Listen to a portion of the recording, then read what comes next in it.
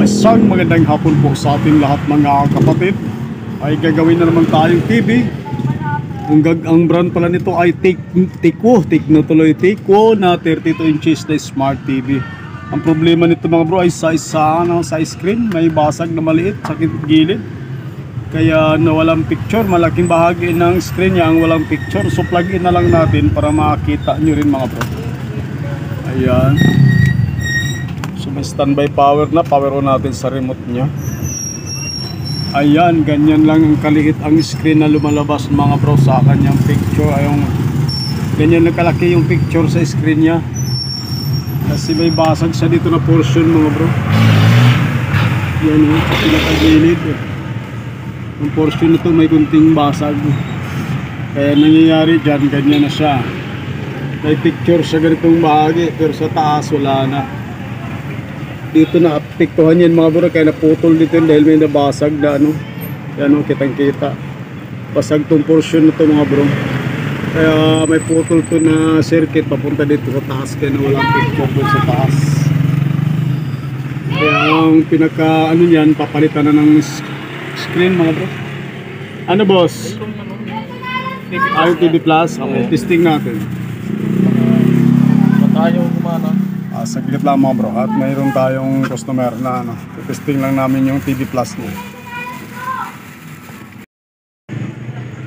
So bago pala natin buksan mga bro ng tuluyan, ito pala yung model number ng ginagawa natin na TV na Tikwo na 32 inches smart TV. Ito yung model number, basahin ko lang model number Tikwo Smart -32. Yun ang pinaka model niya, number niya mga bro. So i-try natin ipapalit pala dito na screen mga bro ay galing sa Ace na 32 inches na LED TV lang, hindi siya smart. Nabili natin yung mga bro, sira yung pinaka motherboard. Ito kasi kailangan na may-ari para magbili tayo ng pambigas mga bro. So yun ang ngayon na natin. Umaba naman sa presyo yung pinagkasunduan namin, kaya kakabit ko yung screen ng sa Ace dito mga bro.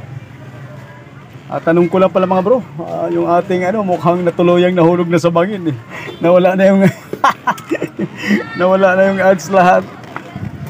Hindi ko alam kung bakit nagkaganon. Tatanong natin sa mga nagkakaalam. Lahat nawala na yung ads, back to zero yata.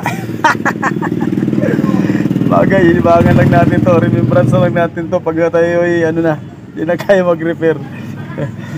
Nawala na lahat eh. Nung naghuling upload ko, wala na yung pinaka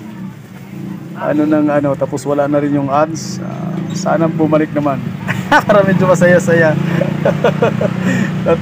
Tanong ko pala sa mga nagkakaalam kung bakit nagkaganon. Hindi pa tayo nagkakuha ng Google AdSense. Nawala na ng tuluyan, hindi na umatras, talaga nahulog na sa bangin. Sana makahon pa uli.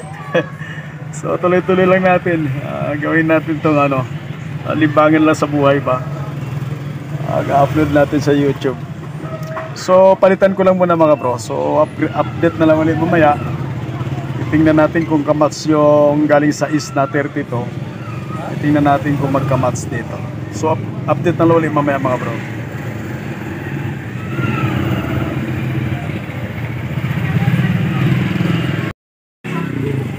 So tuloy natin mga bro. So naipalit na natin, naikabit na natin yung ating Ace na screen mga bro dito sa ginagawa natin na Tikwo. Ang original niya na ito yung original niya na screen mga bro. Ito yung gamit na top board, maliit lang. Yung pinalit natin dito sa Ace na top board yung mahaba. Yan mga bro, yun ang pinalit natin na galing sa Ace. Kaya pinalitan na rin natin ng LVDS kasi magkaiba siya. Yung LVDS connector mga bro, pinalitan na din natin. Kasi hindi pwede yung gamit doon sa kasi gumamit pa ng Tikon board kasi yun. Bukod sa top board, mayroon pa siyang Tikon board na dinaanan. Ito yung Tikon board na gamit doon mga bro. Ito yung gamit niya doon sa screen, yung malapad yung pinaka-flex. May connect pa siya. Ito yung Tikon board. Bukod doon sa top board na nakakabit doon.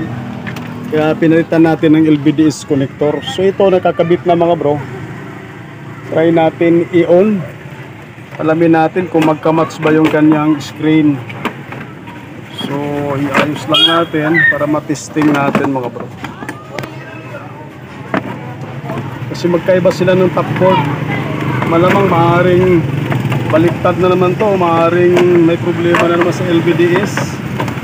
Baka solarized na naman ito mga bro, kasi magkaiba siya ng yung pinalit natin, magkaiba ng kaya ayos lang natin, sumabi tuloy.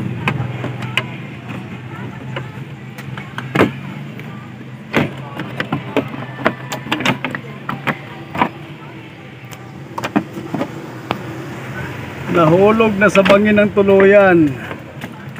Kailangan ko na yung backhoe ni kabahay vlogger natin na si Hiner Auto Vlog. Maraming backhoe yun sa kapiloter. Kailangan maahon yung akin doon sa bangin. Nahulog na sa bangin eh. Hindi na nakahon. Hero lang mga bro. Natatawa lang ako. Malungkot din na pero hindi magagawa eh. So, yan, plug in na lang natin. Alamin natin kung nagka-match ba yung on natin sa remote. Ayan, umilaw na yung backlight niya mga bro, kita dun sa butas. Silipin natin yung pinaka-screen. Ayun, lumabas na si Tikwo. Yun ang sinasabi ko, solarize nga. So, kailangan natin sa kanyang service mode sa factory setting, adjust natin. May remote naman siyang original, baka makuha na natin to sa factory setting, solarize, tapos baliktad yung screen. So sandal muna natin na maayos to mga bro. Ayan, tapos try natin. Kailangan muna natin yung volume. Naka-volume. Magaling nito kahit walang antina, tumutunog yung sa receiver niya sa So try natin i-adjust yung mga bro, factory setting nito sa menu 1147 naman. Try lang natin. Saan na ba yung menu? Menu. Ito tayo mag-menu ito. Uy, teka ha. Ayan, pinupuno muna natin pala. Yan, try natin menu. Yan. 111147.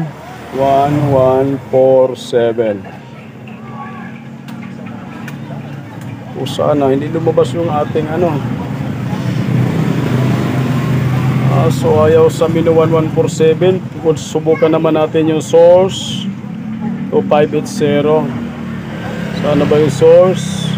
Source 2580. Ayaw din pumasok. Tayo lumabas yung factory setting nito. Try natin ulit. Source 2580. Ayaw pa rin Ulitin natin yung menu 1147. Menu 1147. Ayaw pa rin lumabas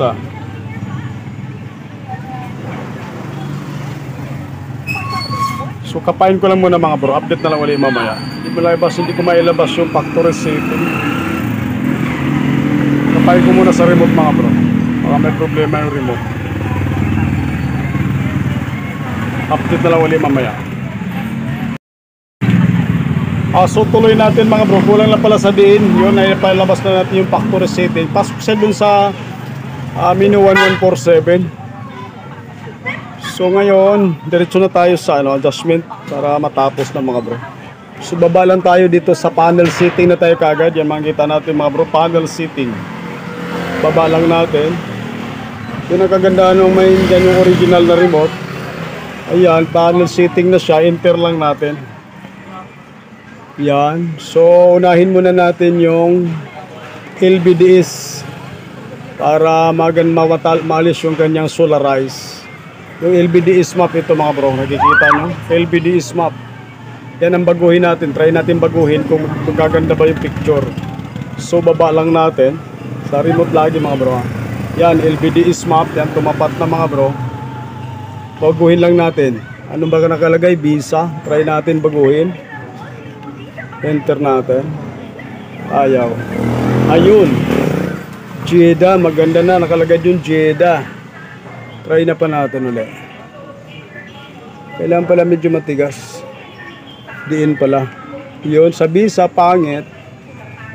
Pangit ang solarize siya. Balik natin sa Jeddah. Yun. Gumanda na yung ano. Gumanda na yun siya. Hindi na sa solarize. Makita nyo mga bro. So ngayon, dito naman tayo sa baliktad. Kasi baliktad to mga bro. So dito naman tayo sa mirror para mabalik natin sa original na position. Kaya nagkaganito to mga bro dahil magkaiba siya ng screen na pinalit natin. Yung top board. So baba naman tayo sa... Punta tayo sa mirror mga bro. Baba lang natin. Ayan. Enter lang natin. Para bumalik sa dating ano niya. Left. Tingnan natin kung saan siya magbago. Yan, sa normal na yan mga bro. Try natin. Hindi pa siya bumaliktad, no? Enter na exit natin. Tapos try natin i-power on uli. At least naka-normal na. Sa kanina, iba.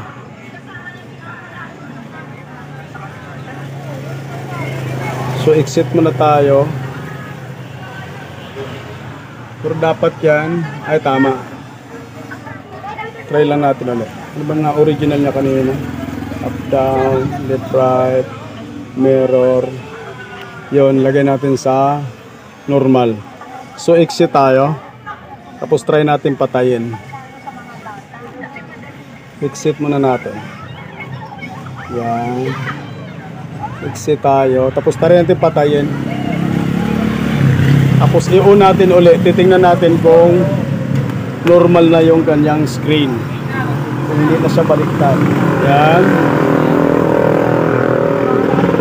At try natin bunutin muna. Tapos try natin i-on. Kung magno-normal na yung picture, hindi na siya baliktad. Kasi may ganung model, ganyan ang nangyayari. Kahit ibaguhin mo yun sa remote, pag hindi mo hindi siya muna babaliktad. Pero pag i-on mo na uli, babaliktad na uli. Sige, try natin.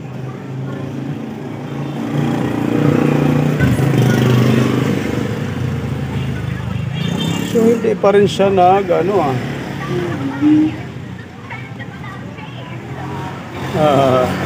hindi pa rin siya nagbaliktad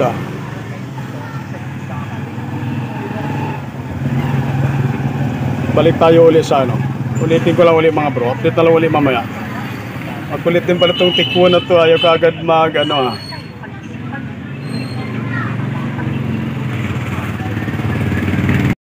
Kanina na yun.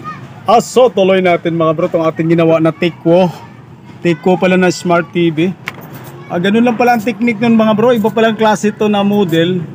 Ang sa mirroring niya, kailangan itapat lang din sa mirror yung nakasulat na mirror doon sa panel setting.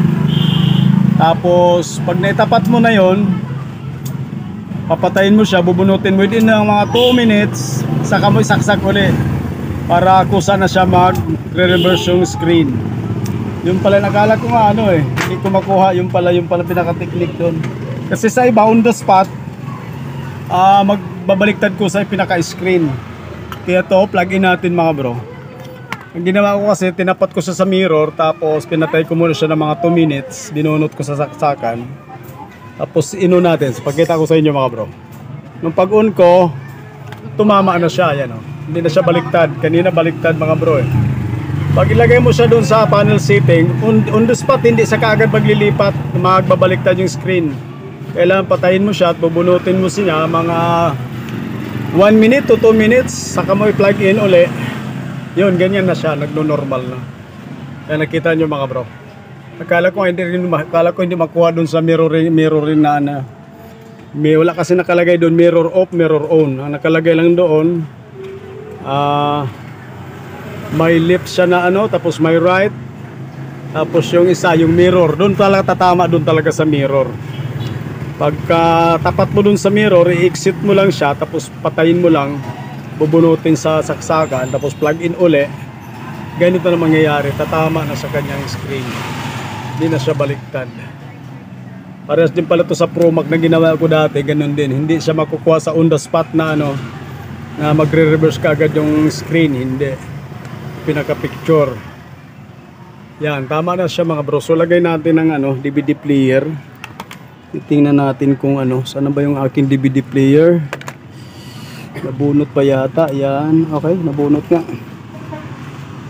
So saksak lang natin yung DVD player para makita natin yung liwanag niya. Smart TV na kasi ito mga bro, yan, mga YouTube yan. Kinabit muna natin yung ano, intern lang natin para mapuno yung mabuo yung screen niya. Ito pala yung take 1 na to. Ngayon lang kasi ako nakaano ng take 1 na ganito ang ano, problema. Minute ko lang yung muna yung ano niya mga bro, yung volume. Kahit pa paano nakuha natin dyan. Akala ko hindi ko makuha sa factory setting. Ganun lang pala ang ano nun. Kahit pa paano dagdag kaalaman na naman yun. Ang ganitong model, medyo ano pala. So try natin yung volume. Ayun, touch by touch pala. Zero muna natin, baka mapasok tayo. Nalaglag pa naman yung ating kabayo. So kailangan ko kailangan ko yung ano, medyo nawala na lahat eh. Back to zero yata tayo ngayon. Nawala na tayo ng ads. Wala na. Ganun lang, tuloy-tuloy lang ang laban. Huwag tayo sumuko. So okay na to mga bro, maganda na itong ating ginagawa na take ko na 32 inches na Smart TV. So maraming salamat sa inyong panonood mga bro, palagi sa ating mga in-upload na video.